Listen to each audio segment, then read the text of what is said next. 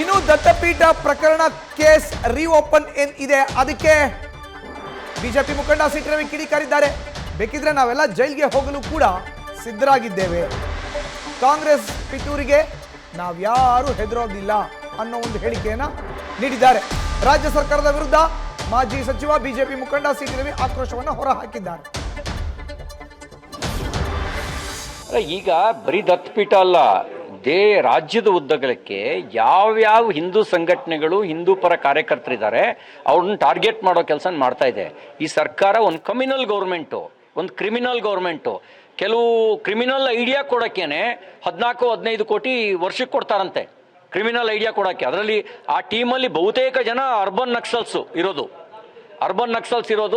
ಅವ್ರುಗಳು ಕೆಲಸ ಏನು ಅಂತಂದರೆ ಸೋಷಿಯಲ್ ಮೀಡಿಯಾದಲ್ಲಿ ಯಾರು ಹಿಂದೂ ಪರ ಸಕ್ರಿಯವಾಗಿದ್ದಾರೆ, ಯಾರು ಮೀಡಿಯಾದಲ್ಲಿ ಹಿಂದೂ ಪರ ಸಕ್ರಿಯವಾಗಿದ್ದಾರೆ ಅವ್ರನ್ನ ಟಾರ್ಗೆಟ್ ಮಾಡೋದು. ಹಿಂದೂ ಸಮಾಜನ ಜಾತಿವಾರು ಹೊಡೆಯೋದು ಹೆಂಗೆ, ಎತ್ಕಟ್ಟೋದು ಹೆಂಗೆ, ಹೊಡೆದಾಡ್ಸೋದು ಹೆಂಗೆ, ಹಿಂದೂ ಸಮಾಜನ ದುರ್ಬಲಗೊಳಿಸೋದು ಹೆಂಗೆ, ಅದು ಅವ್ರ ಷಡ್ಯಂತ್ರದ ಭಾಗ. ಮತಾಂಧರಿಗೆ ಕುಮ್ಮಕ್ಕು ಕೊಡೋದು. ಕೆಲವು ಮುಸ್ಲಿಂ ಸಂಘಟನೆಗಳಿದ್ದಾವೆ, ಕಮ್ಯುನಲ್ ಸಂಘಟನೆಗಳಿದ್ದಾವೆ, ಅವರಿಗೆ ಕುಮ್ಮಕ್ಕು ಕೊಡೋದು ಇವ್ರ ಕೆಲಸ ಅಲ್ಲ. ನನಗೆ ಈಗಷ್ಟೇ ಇನ್ಫಾರ್ಮೇಷನ್ ಸಿಕ್ತು. ಈ ಹುಬ್ಬಳ್ಳಿ ಘಟನೆ ಇರ್ಬೋದು, ಕಲಬುರಗಿ ಘಟನೆ ಇರ್ಬೋದು, ಶಿವಮೊಗ್ಗದ ಘಟನೆ ಇರ್ಬೋದು, ಇದು ಯಾವುದು ಬಿಡಿ ಅಲ್ಲ. ಚಿಕ್ಕಮಗಳೂರಿನಲ್ಲಿ ಸಮನ್ಸ್ ಕೊಟ್ಟಿರೋದಿರ್ಬೋದು. ಹಿಂದೂ ಸಂಘಟನೆಗಳನ್ನು ಟಾರ್ಗೆಟ್ ಮಾಡ್ತಿರುವ ಒಂದು ಕಮ್ಯುನಲ್ ಅಜೆಂಡಾದ ಭಾಗವಾಗಿಯೇ ಕಾಂಗ್ರೆಸ್ ಈ ಕೆಲಸ ಮಾಡ್ತಾ ಇದೆ.